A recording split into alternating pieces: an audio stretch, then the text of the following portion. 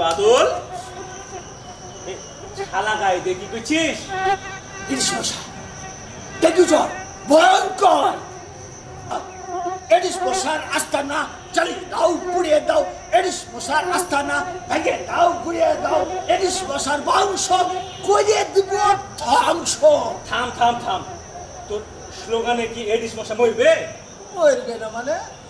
আরে শালা দরকার হলে মামুর বেটা এডিসকে সাউন্ড গ্রেনেড মেরে দেবো। মশা মারতে এই সাউন্ড গ্রেনেড বলছে কি? কেন, তাতেও যদি কাজ না হয় তাহলে শুন, সোলাকে একবারে ওই জল কামান মেরে দেবো। মামুর বেটা বলে কি ডেঙ্গু প্রতিরোধে দরকার হইল সচেতনতা। চারপাশ পরিষ্কার রাখতে হবে, কোথাও কোনো পানি জমে থাকতে দেয়া যাবে না, বুঝলি? জমে থাকা পানিতে এডিস মশা বংশ বিস্তার করে, বুঝলি?